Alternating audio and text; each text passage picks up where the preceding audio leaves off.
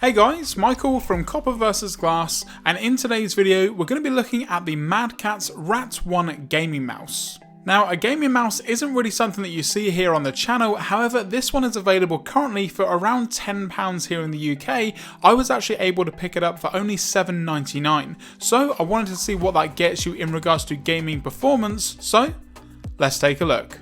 In regards to the specs of the mouse, which I know sounds a bit strange, you've got DPI settings from 250 all the way up to 3500.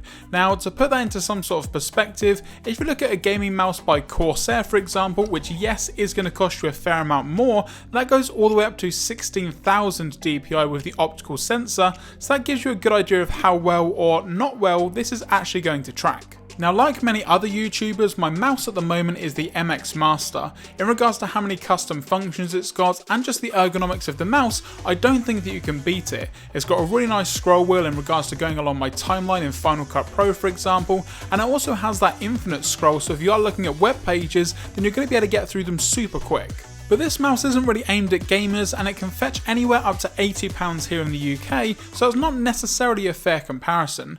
In regards to the unboxing process, it's very simple. There's nothing in the box apart from the mouse itself, along with some manuals that you don't really need to take any notice of. And at only 80 grams, that was kind of the first thing that I noticed with the mouse, is just how light it is, which again isn't necessarily the best thing. For me, I'd rather have something more sturdy, but we'll see how it goes. The mouse itself, however, is designed really nicely. It's got some really nice angles and curves to it and kind of reminds me of something from Transformers, but as you can see here, there's a lot of wasted space that I think could have been filled in with some weights to make it just a little bit more heavy and just give it some more substance. Now, it is ever so slightly customizable with this back plate on the back here. Now, what you can do is actually take this off completely and move it around ever so slightly to get a little bit more of an angle on the back. So as you can see here, it pops off really easily and you've got two notches to choose from. I would recommend having it on the very top notch because it gives it more of an arch on the back here, which is just a little bit more comfortable for the ergonomics of the mouse. Because you don't really want a flat mouse like the Apple Magic Mouse for example, because it's just not very comfortable over longer periods of time.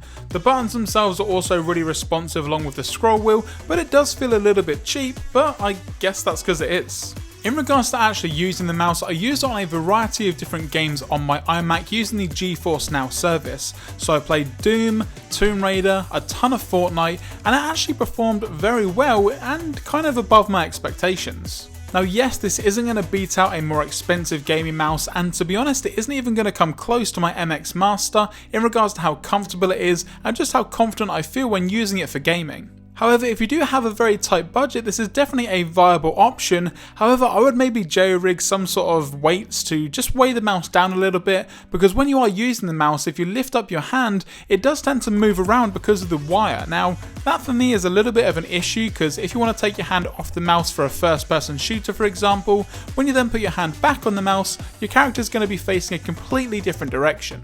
In regards to how the mouse actually feels, I'm not a fan at all. It's a little bit too flat for my liking, which over longer gaming sessions is definitely going to hurt your wrist. For me, having more of an arch on a mouse like on my MX Master or a ton of different gaming mouses is more comfortable for those longer gaming sessions. So would I actually recommend this mouse? Well, at the moment I would have to say no, just for the ergonomics and also how light the mouse actually is.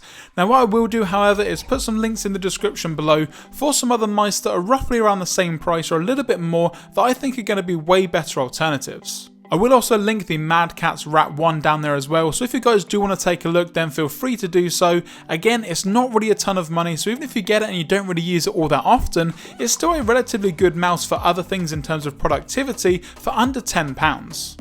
And that's going to do it guys for this video. Now if you want to see any more peripheral videos in regards to gaming mice or gaming keyboards, let me know in the comments section down below or on Twitter at Copper vs Glass, and if you've got any recommendations then let me know as well. Now don't forget to follow me on all of my social networks, so Facebook, Instagram and Twitter, which are going to be linked down below, as I'm actually going to be giving this mouse away to one of you guys, so let me know in the comments section below what peripherals you're currently using at the moment, and also give this video a like, follow me on any social network that I've currently got linked in the description, and I'll pick a winner in around 2 weeks time and send the mouse out to you guys. As always, for more great content moving forward, don't forget to subscribe. I'm Michael from Copper vs Glass. Thanks very much for watching, and I will catch you guys in the next video.